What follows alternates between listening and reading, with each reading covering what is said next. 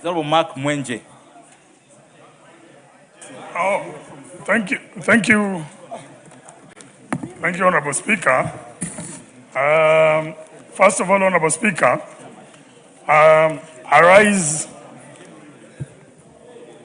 to raise some very serious issues against this finance bill, Honorable Speaker. Honorable Speaker, one of the issues that I have is Section 35, Honorable Speaker, of this finance bill.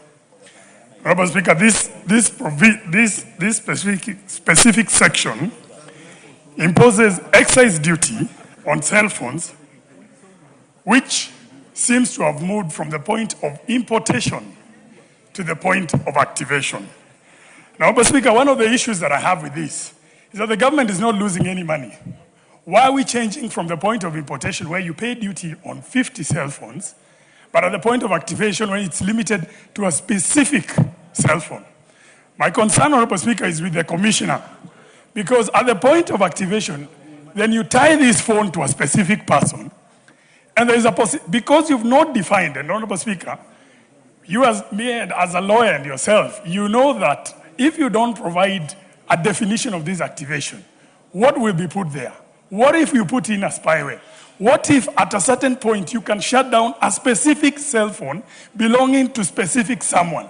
So, Honorable Speaker, for me, this Section 35, I don't see the point to it, because to me the money is the same. So why are you changing it? Honorable Speaker, Section 45, this is on the Tax Procedures Act. Now, this one I don't want to belabor it because it was spoken about yesterday, the issue of agency notice, Honorable Speaker. And I just want, I hope the chair would be here, but the administration of fair hearing is a constitutional right. Even if you delete that provision, even if you amend it, the majority leader was here, Honorable Kaluma, they were very specific on how they think this has been abused. But it doesn't matter, it's been provided for under the Constitution. So even if you delete this provision, I can assure you somebody will go to court and this whole thing will collapse. So we might as well not play around with something that we both know is going against the Constitution, Honorable Speaker. Honorable Speaker, under Section 23, in the same act, Honorable Speaker. Now, this is on capital gains tax. Now, the threshold, whenever you have a transaction that derives value in Kenya, usually for capital gains tax is at the point of where you reach a threshold of 50%, Honorable Speaker. That is the standard within East Africa and quite a number of African countries. Now, this is lowering it with this amendment to almost 1%. If you look at our income tax, it provides it at about 20%. So, to me, what you will do is that you'll make all these investors who come to Kenya and at times are exempt from this capital gains tax because the value gained in Kenya does not achieve the 50% threshold. All these people are going to go to our neighbors. So who's losing? So all those investment firms in Kenya, all those law firms that are working here, all those funds that work in Kenya, the insurance companies, all those are going to start losing business right here in Kenya.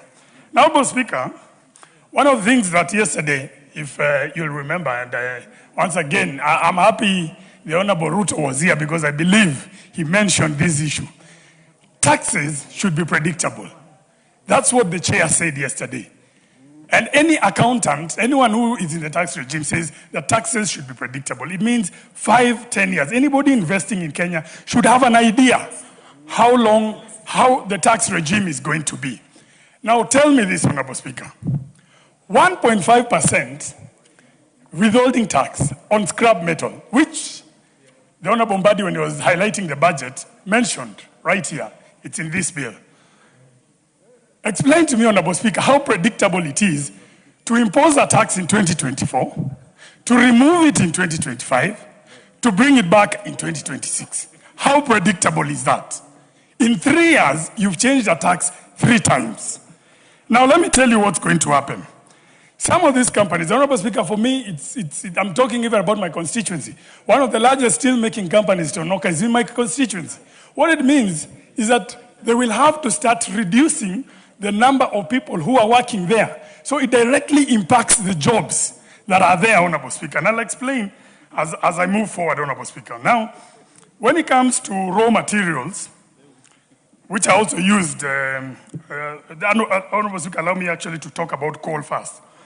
We've now imposed 5% excise duty on coal, which some cement companies, some steel companies use. Now, that means, first of all, you should all know, coal is not available in Kenya. We import it. We import coal. So, in Kenya, now, at the current rate, we are at 9.5%. Uganda is at 1.5%. Tanzania is at 2.5%. All these countries are importing coal. Now, when you consider what has been happening, because Honorable Speaker, coal is used as a substitute for energies. So at times, and you know the fuel prices, Honorable Speaker, some of my companies which have been using diesel, one of these companies in my constituency, when electricity was lost for 2 days, they incurred a cost of 3 million. Electricity in 2 days. Fuel, one of my companies uses fuel about 248 liters of diesel per month for fuel in transport costs. So when diesel went up by 46 shillings, that's 11,408,000 per month. Now, even if that amount has reduced, you can prorate it. You can see the amount of expenses are there. And then you increase the cost of coal as well. Honorable Speaker, on raw materials, because raw materials, this has changed, especially in steel and other sectors. So there's a levy of about 17.5%. Now allow me to stick to the steel companies, Honorable Speaker. Local billets, manufactured locally, $650.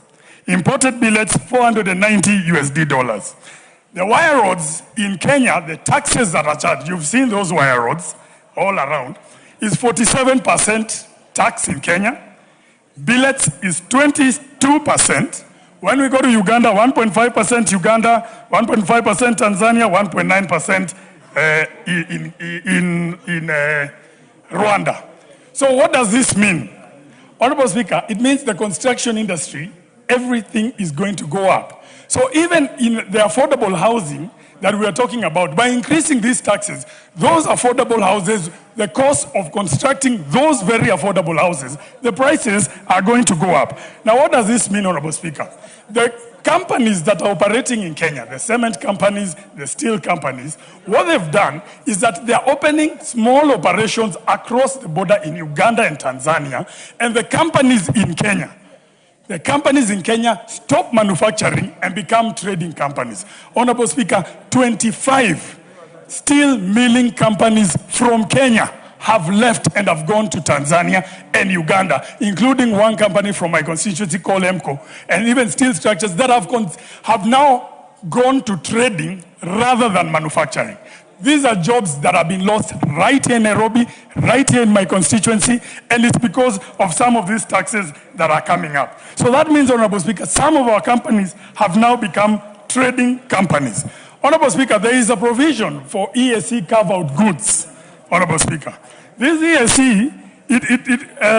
ESC carve-out is for goods that have originated within the East Africa community. By removing this specific carve-out, Honorable Speaker, we are violating the very same treaties that we have with our East African countries. So we are violating bilateral agreements that we have with the East African community. That means very soon, some of the privileges we have with trading with Uganda, Tanzania, and Rwanda, this is going to change. So why should our finance bill violate the ESC carve-out that was agreed bilaterally between all these countries, Honorable Speaker? Honorable Speaker, the issue of zero rating and exempt, we need to clarify. You know, we sit here and we say, we've exempted you from tax, we've exempted you from this, we've exempted. Honorable Speaker, we all know zero rating is better than exempt. So if some of these imported clothes, worn out clothes, we've moved them from zero rating to exempt, it means you cannot claim input VAT. And this is where the devil in the details is. That means the cost of those Mutumba clothes will go up. Finally, Honorable Speaker, when it comes to these rental houses, I'm a member of parliament from Nairobi. Embakasi West is full of rental houses, the entire constituency. Some of these people are foreigners. They are foreigners, they are non-residents, they are not here in Kenya. If you affect the cost of rental prices the way it's been discussed. It means you're increasing rents for all the people living in my constituency, Honorable Speaker. And for that reason, and many others, Honorable Speaker, dotted by the others, unfortunately, I cannot support this bill, and we'll be bringing a lot of amendments so that we can ensure we don't burden the Kenyans that are already. Thank you so much. Honorable members, I'm happy to listen to Honorable Mwenje because he spoke about 10 minutes without attacking anybody, without going outside script. He's done so well. If we did that, all of us, we'll have a very good debate. The Honorable Jack